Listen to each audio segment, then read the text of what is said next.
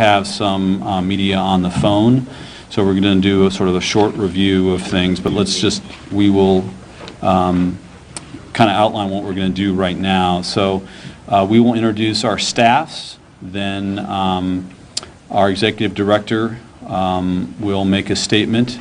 OHA's and the state's epidemiologist will also make a statement. We'll do a quick review of where we stand, and then we'll take your questions until you're exhausted or we're exhausted, whichever comes last.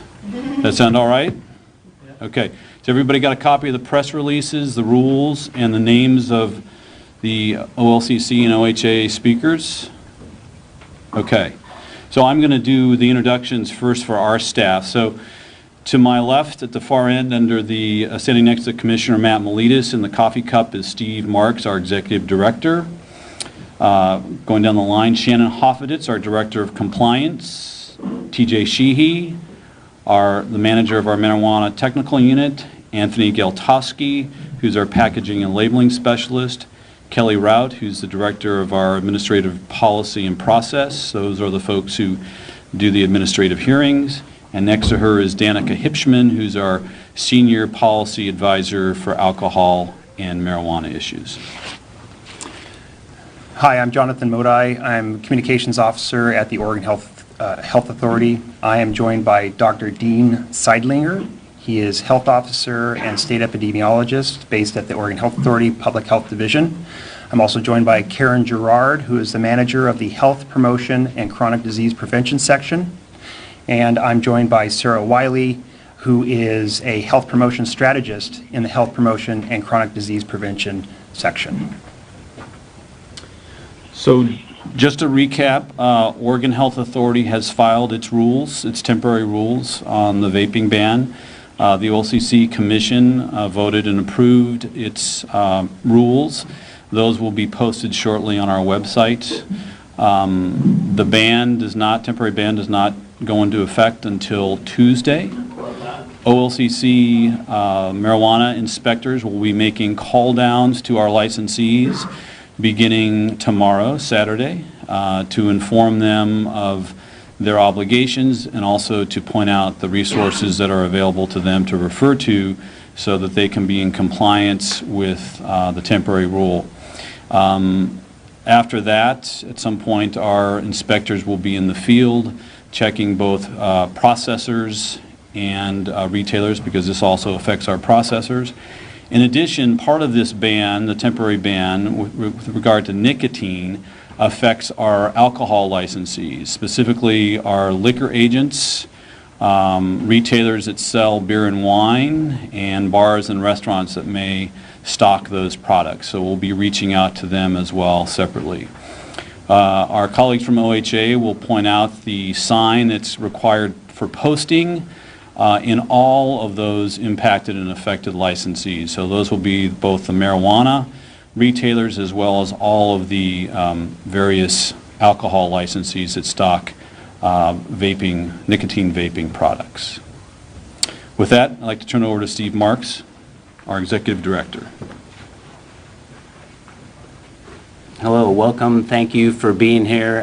Just want to put a little context around OLCC's role here, OLCC's evolution. As you recall, we got this responsibility for marijuana under ballot measure 91. We've moved forward with it, but our main focus when we started was we were a public safety response, right? We were looking at the diversion of marijuana, how to keep it in the state. I think this vape crisis has really highlighted the fact that this agency and its mission and the importance of it around regulating marijuana is also about consumer protection. And we've always had that concern. We've seen it. We have this agency and the people that worked on marijuana with OHA put in place the first most rigorous pesticide testing rules in the nation. We put in place the pre-approvals of all of the labels for marijuana, which other states don't do necessarily, and I think it's a best practice. But we have our issues to evolve, and this vape crisis obviously pointed that out. So we're becoming more of a consumer protection agency, one that's still trying to create a marketplace for our agency. But as our chairman said, when you have a health emergency like this, the overwhelming, overriding concern is to be sure that we protect the citizens of Oregon, protect the people that are using our products, and with the information that we understood from the investigation with OHA and CDC, and from our own work looking at some of the safety sheets on these additives that go into flavor, we became very clear that we needed to take pretty precipitous action. I am grateful that the governor stepped up and put forward the executive order that gave us the ability to move forward quickly on this, and very proud of my commission for being willing to take quick action. So with that, that's my opening, and we'll be here answering questions, but I'll turn it back over to Jonathan.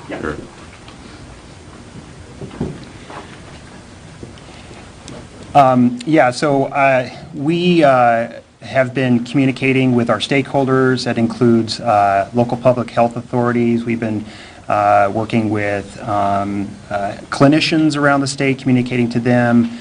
We are working to talk about the new rules with retailers, getting the word out there. And so we've been meeting, since the governor's executive order happened last week, meeting daily, multiple times a day, to coordinate really a lot of communication about these rules. And I should add that we also, in addition to the rules that were filed today, we filed rules on Wednesday that referred to ensuring that providers, healthcare providers, report to us this very specific illness now that is vaping associated lung illness, and so they will now be required to report that to the agency or to local public health authorities. So one other thing I wanted to add is we have samples of nicotine replacement therapy as well as samples of some vape products here. So if you have an opportunity, take a look at those. So I would like to just introduce Dr. Dean Seidlinger. He is, again, our health officer and state epidemiologist, and he can talk to you a bit more about these rules as well as our history with these types of products. Dr. Seidlinger.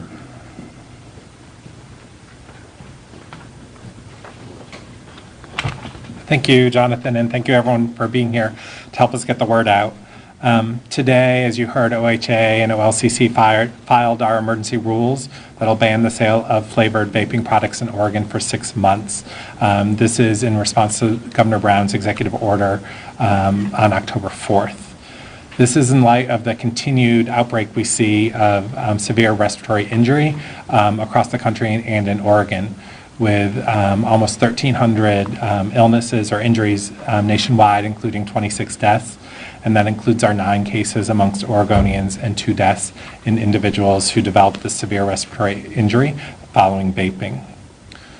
It's important to note that most of those cases reported vaping of THC-containing product, with some of them using exclusively THC-containing products across the nation, but a subset of them also vaped exclusively nicotine-containing products. And as of this date, in working with the CDC and the FDA, we still don't have a definitive cause of this injury and what ingredient or ingredients are causing it. Along with this outbreak of respiratory injury, we continue to see an alarming increase in youth use of vaping products. In Oregon, almost 1 in 4 11th graders report using a vaping product currently. Most of those youth use a flavored vaping product, as do many adults. So we continue to get the message out that nobody should vape. Vaping is not a safe practice. And that if you are currently vaping, we urge you to stop. There are FDA-approved nicotine cessation products available through the Tobacco Quit line. If you contact your healthcare provider, they can also assist you with cessation resources. And if you're vaping a product other than nicotine or tobacco, there's help for you in quitting using that substance. Again, reach out to your provider, or we have some hotlines here where people can call to get help with that.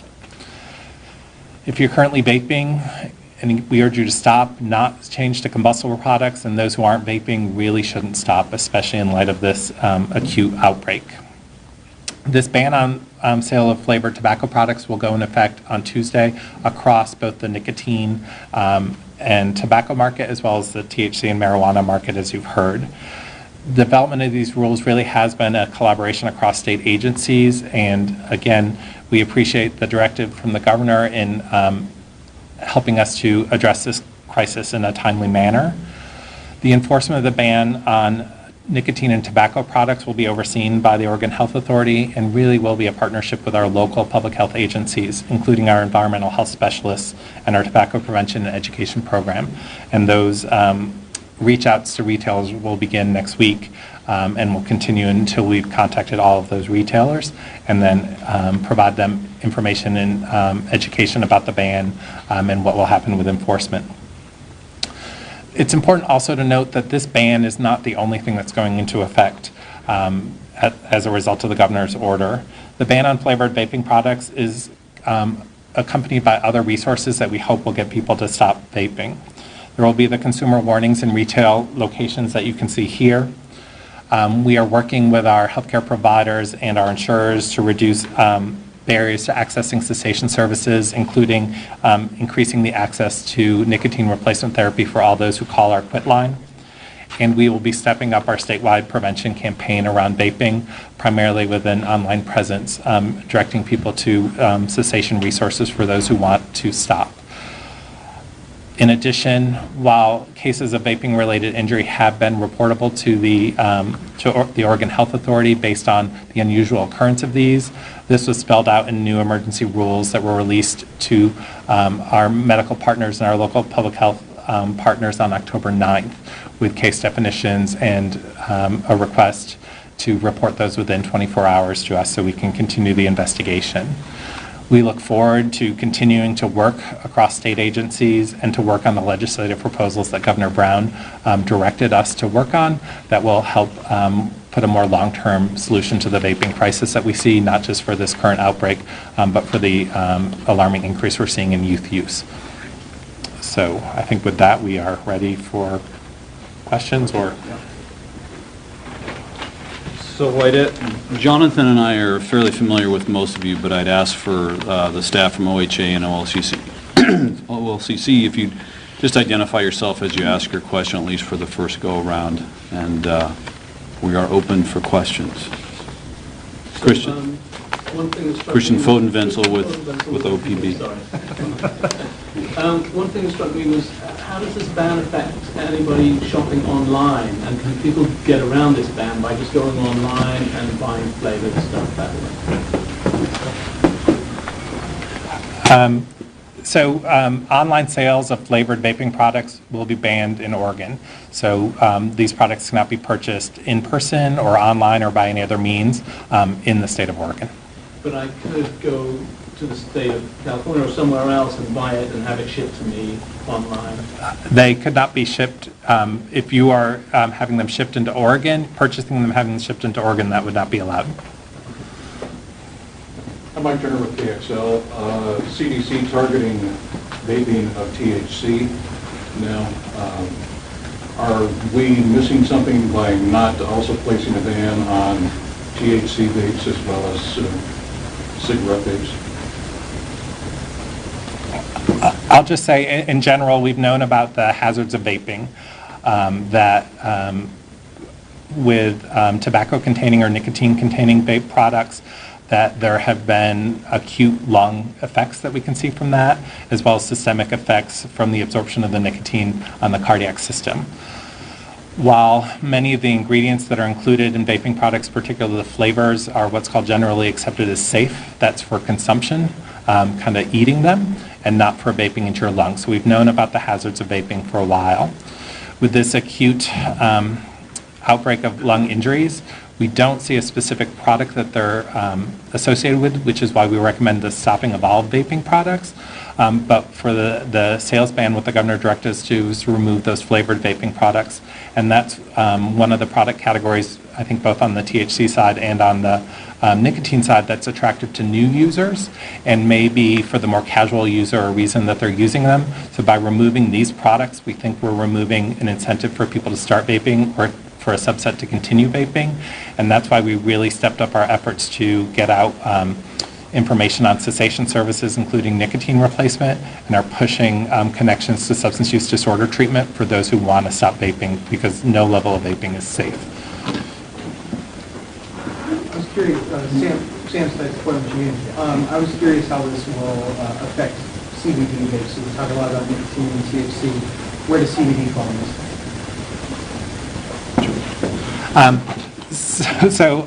So no flavored vaping products will be available, including tobacco, nicotine-based products, CBD, hemp, or marijuana-based products. Maggie Basso with KGW. Can you put a number on how many retailers we're talking about that you have to contact and now inform them of these new rules? And then what's the scope of the enforcement options that you have available? You start or do you want to start? Cannabis or? Cannabis or? All of the above. I mean, we're talking about a statewide ban on flavored vaping. Right. So I'll start from the Oregon Health Authority with our tobacco control program, has a responsibility for enforcing the rules on the nicotine and tobacco side.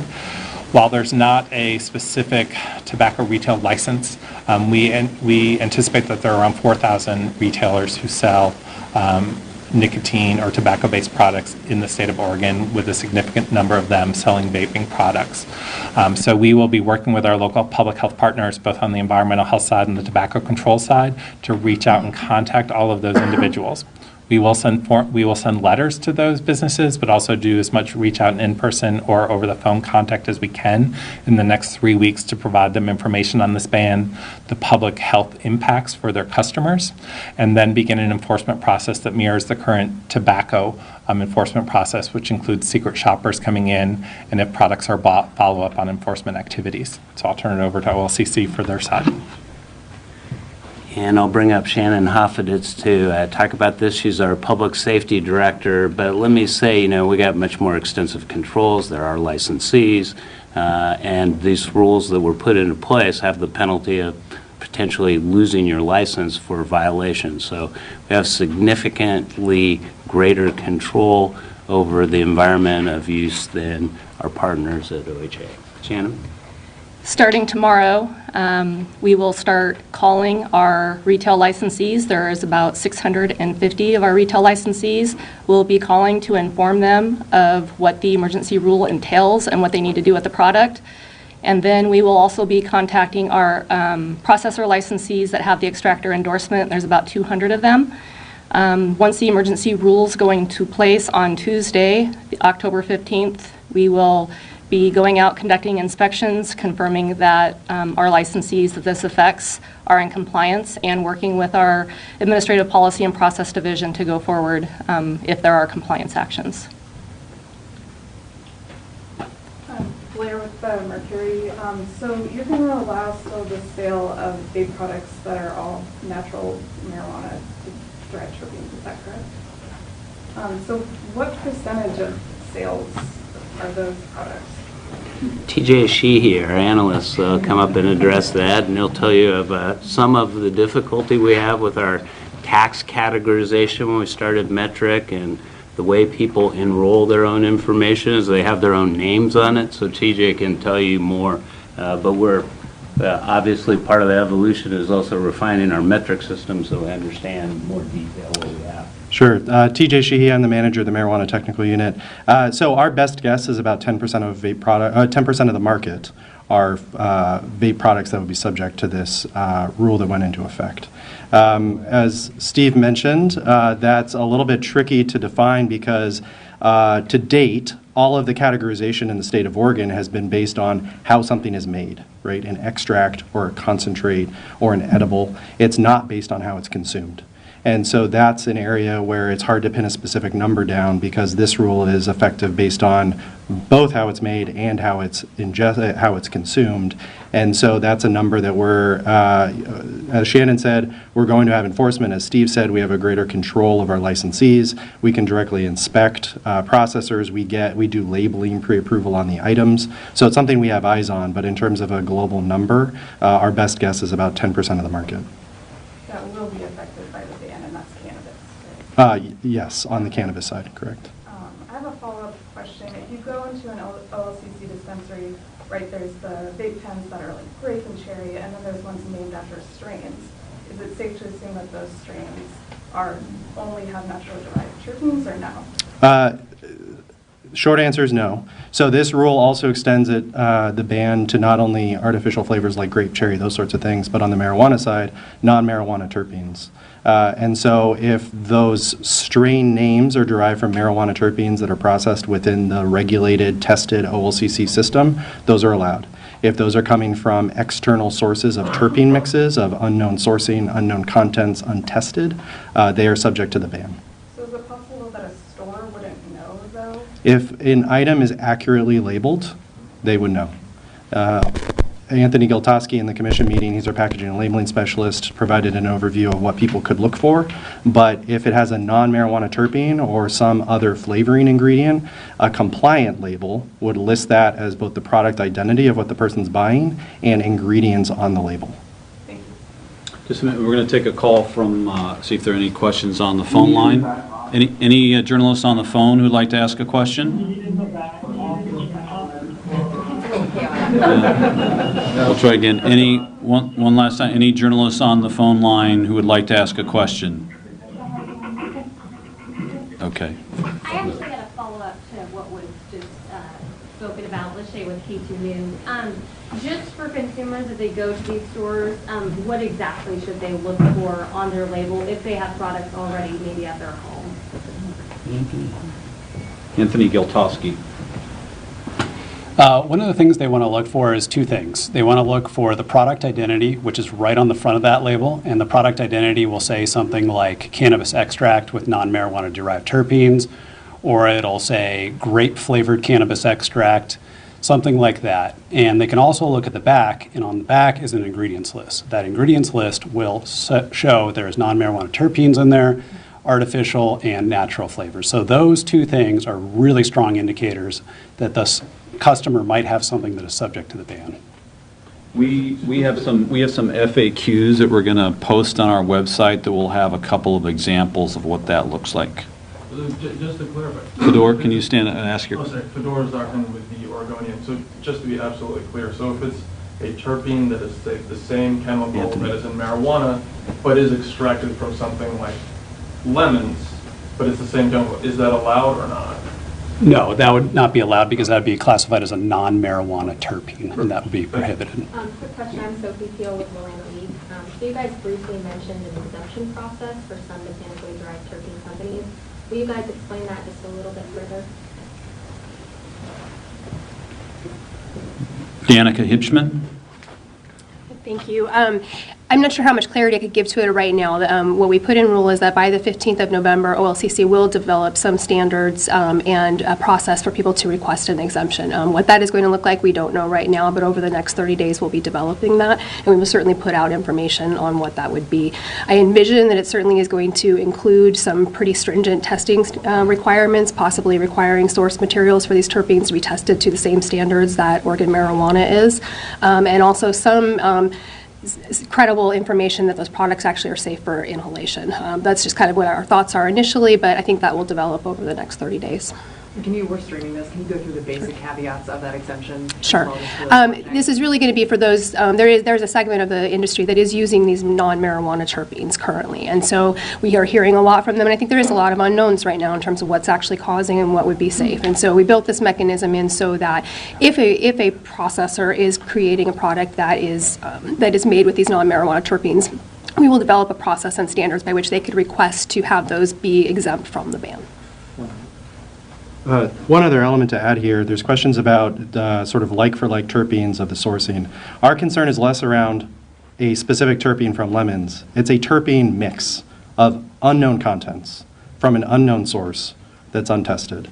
The safety sheets that we've seen say that it contains specified terpenes, but then it also says it contains other naturally derived or artificially derived ingredients. There are fillers in these mixes that even the people buying these products don't know what's in them because the specific contents and the specific percentages are withheld as trade secrets. Those safety sheets also say do not vaporize.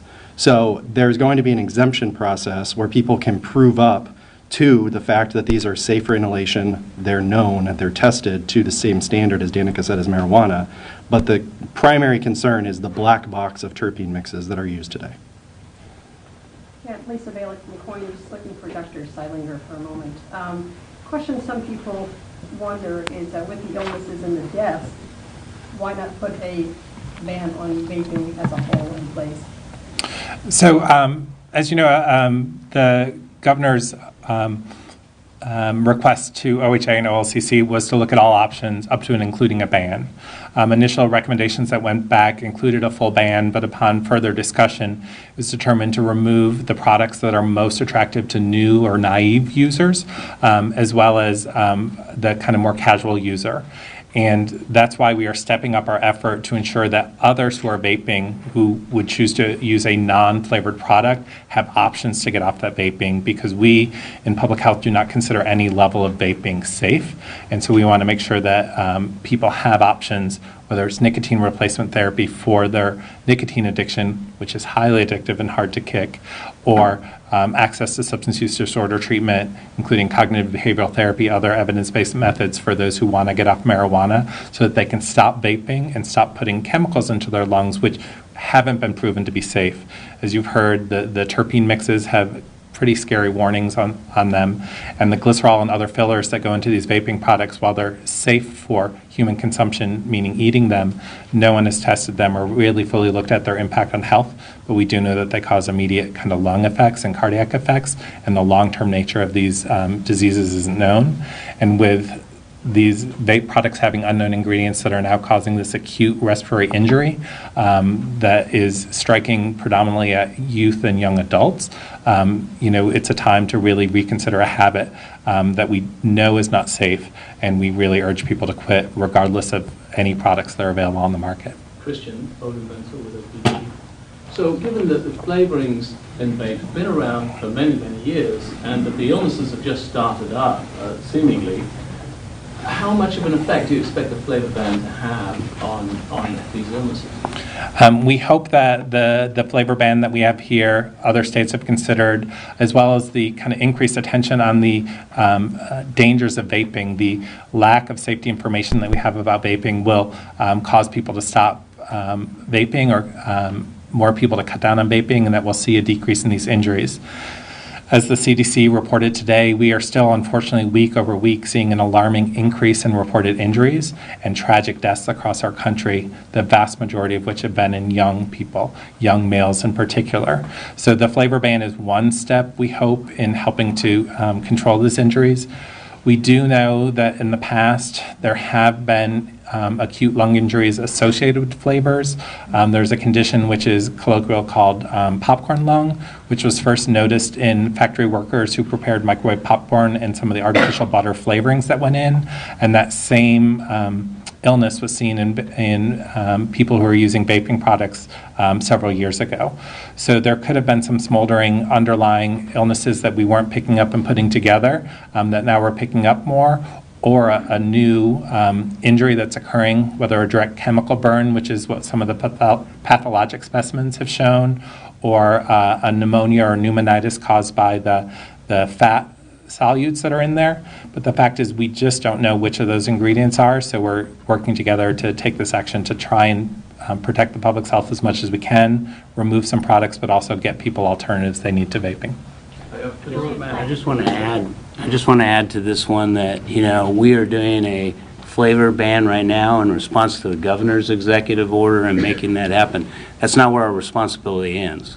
Our responsibility is to look at all of these things. We'll be looking at the MCT oils and other additives, polyglycol, PG? propylene glycol as well, which have been, subject within the industry. We went around this summer doing a tour to some discussion about whether that's an appropriate substance to be in there. So we will be looking at these other things. This is not the end. This is a step on the governor's ban on flavors. Jillian?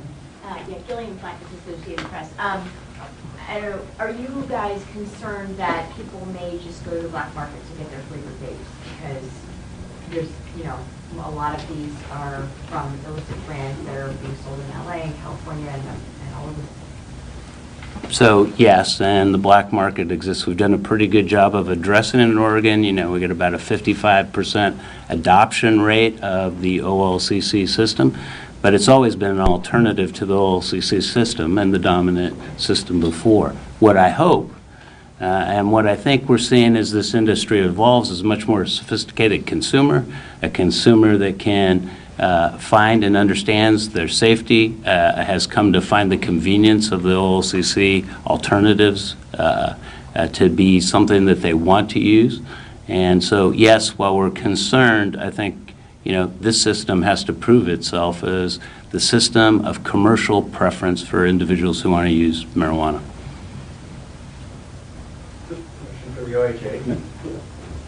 Up to this point. I'm sorry, who are you with, and who are you? Sublime Solutions. So you're not a member of the media? That's correct. So we're going to just take media questions right now. So question actually for OHA. Fedor. So I'm curious about the tobacco retailer enforcement component, because as you mentioned, there isn't a tobacco retail licensing program. And so I was just looking at a federal report where there's about 3,170 retailers in the state. OHA contracts with OSP, which does about 1,500 inspections a year. So the question is, well, first of all, OHA, to my understanding, doesn't actually know precisely how many retailers there are, where they are, what the contacts are. A, B, the inspections happen through another agency, which inspects half of the retailers. So the question is, how is OHA going to, what are the plans for scaling up, Right. for identifying the retailers, inspecting them, what's the money coming? Right, so in working across state agencies and various lists, that's where we came up with the number of about 4,000 retailers that sell tobacco or nicotine products throughout the state, looking at taxing rolls and other things. So we feel like we have a pretty good understanding of the number of retailers who are out there. Knowing that that's a significant step up to inspect all of these retailers, get them information on the ban, and assure that they are not selling products that we think are going to be harmful to their consumers. That's why we are reaching out to our local public health authorities and partners throughout the state to see if we can use an existing workforce, our tobacco prevention and education program staff, as well as environmental health specialists who are in those counties inspecting other businesses, to have them come together, come up with a plan of how we can cover all of these retailers and provide them information within the first 3 weeks of this ban. It's a large lift. We know we can't do it alone. We know we can't rely on the existing Oregon State Police enforcement effort, and that's why together with OHA and our local public health authorities and others who are on the ground in these communities, we think we'll be able to reach these retailers and then go into an ongoing enforcement effort, which on the tobacco and nicotine side will mirror what we already do, which is a series of secret shoppers going in and then addressing illegal sales, as well as a complaint-based system. So we encourage anyone in Oregon, after this ban goes into effect, if they notice a retailer who is selling a flavored vaping product or they suspect it, to be able to report that to us so we can go out and do that investigation immediately. So how many more staff there are going to be put into this funding, and do we have an approximate figure? Yeah, I don't have an approximate figure. We're working right now with our local public health authority partners to find out how much they can step up now with their existing staff, working with them to say, we know you have other objectives you're working on in tobacco control. Which of those can we put on hold so that you can concentrate on this? And how easy is it for you to bring on some temporary staff if you feel that might be needed? And that request really just went out to our local public health partners. We anticipate having those back early next week so that we can start looking for places that may need some additional help or coverage and how we can do that. Because unlike on the OLCC side, we don't have as strong a regulatory control or contact with these retailers, so it's going to take us more time to kind of step up this effort, but we're encouraged by the response so far from our local public health partners. Let's go with Portland Tribune, then KGW, and then Willamette Week. Did you get your question answered? Yeah, but I have one. Okay. Yeah, I had, just talking with the industry folks in the room, it sounds like some folks are going to have to lay off potentially 50% of their staff. Is the state looking at any resources to offer to these companies that might have to scale back in this 6 months? We're not at this point, and this isn't the first decision that we've made for regulating in a regulated licensed industry that affects their profitability, their businesses. You recall when we started up, we had a real problem with processors and getting product tested at that point. We got through that without giving up our testing regime, but there's no doubt there were some businesses that were affected, lost. Some people lost their businesses and are back in the industry now and have recovered in that way. But so there's no plans. This is a private, competitive market on that side, and we're meeting our responsibilities in the regulated market to protect the public. Any predictions or goals as to where we'll be 6 months from now, whether it's making this permanent or tailoring it down or expanding it? But I will say, if you read the governor's directive to OHA and OLCC and our state agencies, it was to look at permanent legislative fix that may address things like flavor bans or other things that would help us control access to these potentially dangerous products. So we needed to address this emergency rulemaking first, get systems in place to ensure that the rules go into force, that we have mechanisms for enforcement, that we can make sure that people can be linked to cessation services more easily than they were before, even though there weren't many barriers. And then we will concentrate on some of these longer term asks from the governor and look forward to working together to find some solutions. The governor will be convening a public health vaping work group, and I anticipate many of these things will be discussed through that work group and things will be put forward in the coming months. Let's try one more time on the phone. Are there any journalists on the phone who would like to ask a question? Hearing none. Sophie? So I'm wondering, out of the people who are fallen ill in Oregon and have died, does the OLCC know yet what specific products were used by those people and whether or not they contain flavor? The OLCC isn't separate or distinct in the investigation from OHA or the CDC, so we're under confidentiality in that. Okay, Sure. but are you guys aware of what those products are? Our staff is aware of that have supported the investigation, and we have carried out work on the behalf of OHA to obtain product, find products, provide them with the opportunity to sample products pulled from the field. So I will just say it's been a great partnership in working with OLCC. As we in OHA interview patients or family members of patients for those who passed away and trying to identify products, as we come up with any products that are that either we know are regulated by OLCC or we think might be, we reach out to them with that information and can utilize what information they have on Traceback and can work on getting those products tested. As you've heard, if you've listened to the updates on the national investigation, there have been many products submitted to the FDA for testing of what specific ingredients might be shared in common across many of these illnesses, and we're still waiting for those results to come in. And the same as, that national picture occurs here in Oregon. There's still no definitive results from our products that have been sampled, but we have been working really closely with OLCC on products that do fall under their regulatory authority and getting what information we can. So I want to follow up on that because I think there's an important point. So those are samples we've taken as a part of their investigation. Next question is, well, what are you doing to look at those products generally in your system?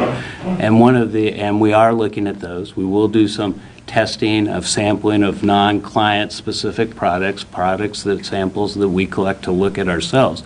But one of the issues here is who's qualified to do that testing and what testing capacity exists in state or even nationally at this point. CDC, FDA are swamped with the fatality investigations. Looking at those, and lab capacity is a significant issue right now for our system. I am hopeful, and I think somewhat optimistic, that we will find types of tests that we have some of the capacity to do here in Oregon and begin implementing that on product now. But we're working with our partners to identify further lab capacity that's capable of doing these tests. And I imagine in the 6-month question that where we'll be, a part of that is going to be a greater testing regime is going to be recommended. That capacity has to be certified, it has to be built, it has to be created in this state. And as you know, we have other lab capacity at the university systems and otherwise that isn't fully accessible to us because they accept federal funds and it's still federally illegal, and they are worried about their funding. I hope that the federal government and the DEA and others that have oversight of this can get us some dispensation to be able to use some of that capacity we have to protect people. Just took 2 more questions. Okay, Channel 2? Or Fox, Fox 12. I'm just curious if the OHA is starting to think about the next steps if after these 6 months it doesn't do anything to curb vaping-related injuries. I think first and foremost, we're all hopeful that with the Oregon cases being a small part of the national investigation, that this national investigation will start to reveal some answers as to what specific ingredient or product or ingredients or products are likely to be contributing to these. Once we know that, under the governor's order, we do have authority to go back and do rules to remove those products from the market as well. So we hope that we will get some answers soon about what specific products may be causing this acute outbreak of lung injuries. Again, we've known long-term, particularly on the tobacco nicotine side, but many of the same products are in THC and marijuana vaping, that there are other health effects from these products. So part of the governor's directive with this public health working group and looking at other legislative solutions will allow us to consider things that may reduce the use of vaping, particularly among youth, so that we don't have people addicted to these products long-term when we don't know the health consequences. And again, because that group hasn't started meeting, I don't know what those are in particular, but one of the things that was laid out in her order to us was to look at the institution potentially of a long-term flavor ban. So that's something this group will be continue to look at, as well as other evidence-based strategies for tobacco control. Okay, the Mercury for one last question, then our staffs will be available for follow-up questions. Yeah, so the OLCC is responsible for regulating recreational cannabis. In hindsight, are there things you could have done, whether to put more thought into specific health-focused regulations versus legal tracking regulations that could have prevented this?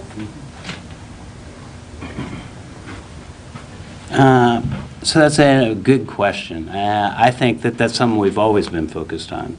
But you've watched us roll out this system, right? We've done the things we could as we could do them. We've been increasing our staff constantly to be able to deal with the public safety aspects. We put in place a good testing regime. I've already talked about that and about the packaging disclosures and the labeling. But we also have worked with OHA on when we're going to modify our testing regime for the products that we have and the way we were, the pesticides testing, molds, mildew, what we have for our products. But then looking beyond that, right? And in part, we have a strong relationship with OHA in creating those additional tests. But now I think we're finding that we've got to improve our testing regime overall. Now, you've seen the problems we've experienced relying on our private lab licensure system for consistency. We've tried to make that process credible, and I think it's improving. We need to keep improving the private lab piece, but we also have to develop some more lab capacity for ourselves. So, Washington State has a public health officer now that's within their cannabis program. Many of the agencies that we're working with nationally are beginning to look that direction. So I don't think there hasn't been a focus on it.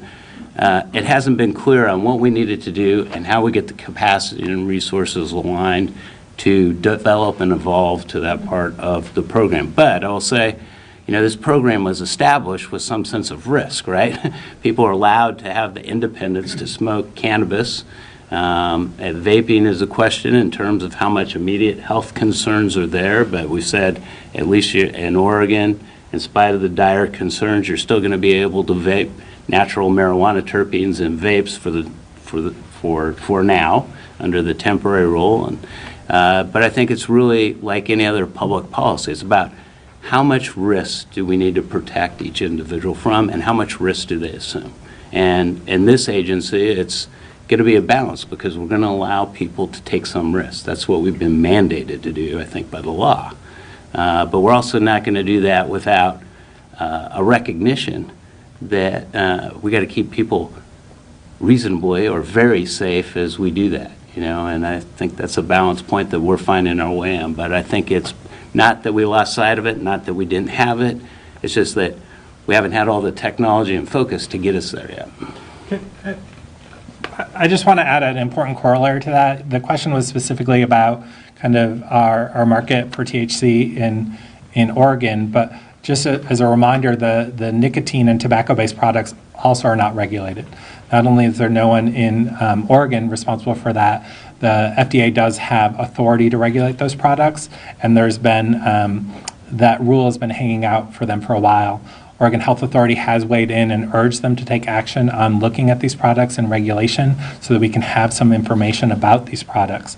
But that's an important thing too. It's not, that these are things that OLCC didn't think of. These are things that aren't happening on the national level with the tobacco and nicotine side of the house. And so these are things that we hope action is taken on so that we can try and better tell people the risks of products that they're using, which right now we don't have all that information. Just wanted to say thank you to OLCC again for having us here, and thank you all for letting us talk about our rules. I wanted to encourage you to go to our website, healthoregon.org/vaping. There's information on there about our rules. Healthoregon.org also has information about our investigation, which continues. We still have 9 cases in Oregon, including 2 fatalities. And I'd also encourage you to check out cdc.gov, which has some information about the national outbreak. We have a sample of our health warning that will be in retailers. And then I encourage you also to share our cessation resources here. And we have some, as I said earlier, we have some samples of nicotine replacement therapy, as well as some vaping products. So thank you very much, and appreciate it.